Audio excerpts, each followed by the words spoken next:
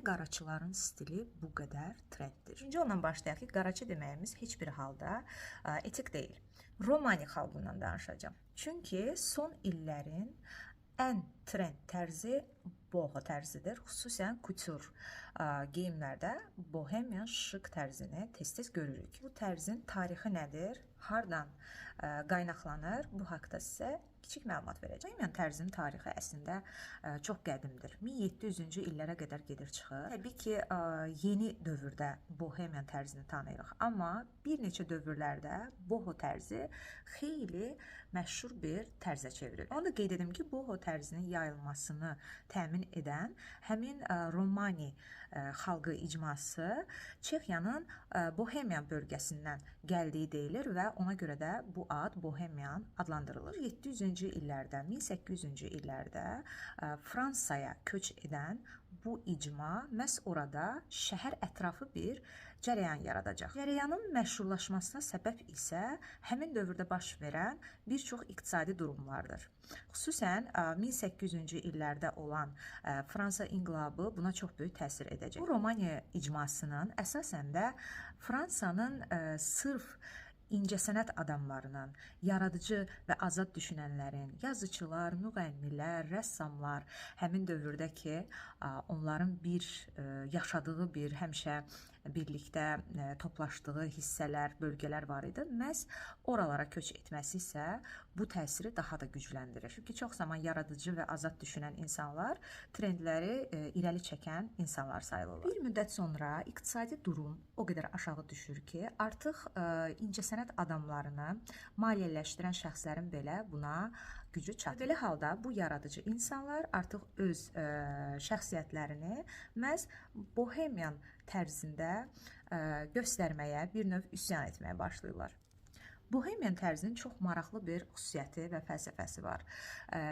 Cəmiyyətə qoyulan normalara qarşı çıxmaq. Ona görə də bu tərz azadlığın tərzi kimi adlandırıla bilər. Yəni azadlığın tərzlərindən biridir. Necə ki, məsəl üçün bir çox musiqi cərəyanlarının yaratdığı punk, rock kimi stillər kimi boho tərzi də onlara aid edilə bilər. Beləliklə 1900-cü ildə Poire orientalizm, yəni şərq geyimi və bohemian tərzini gətirir və modada inqilab baş verir və bu ərəfədə mix and match tərzi ortaya çıxır. Beləliklə, yaradıcı insanlar, məşhur insanlar öz əllərində olan bütün qarışıq geyimlərlə öz individual sərhədlərini yaratmağa və bohemian tərzindən istifadə etməyə başladılar. Sonralar biz bu tərzi hətta Galliano'nun Dior üçün yaratdığı kolleksiyasında görəcəyik, Yves Saint Laurent'ın yaratdığı kolleksiyalarda görəcəyik. Çünki artıq 60-70-ci illərdə isə hippilərin təsiri ilə olan hippi boho tərzi ortaya çıxır. Bu dövrlərdə biz daha çox boho şık sözünü eşidirik. Çünki artıq dəfilələrdə bir çox brendlər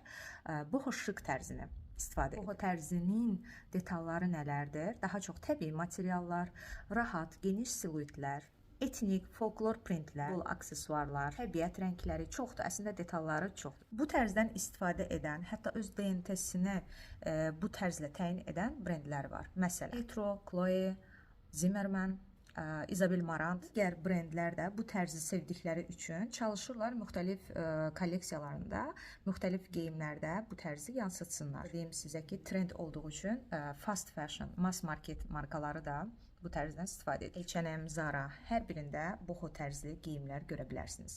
Və son illərdə boho tərzi trenddir və trend olacaq. Deyim sizə ki, bu tərz romantik erada məşhur olduğu üçün çox romantik bir tərzdir. Zamanında bu tərzdən Roberto Cavalli çox gözəl istifadə edib. İndi də onun brendinin bir çox hallarda kolleksiyalarında istifadə olunur. Eynilə Valentina öz dövründə çox gözəl istifadə edib və onun da DNT-sində bu tərz var. Və istərdim son dövrlərin ən romantik, ən vintaj, nostalji, bohemian tərzini, mix and match, maksimalizmi çox gözəl yansıdan bir dizaynerin adını çəkim.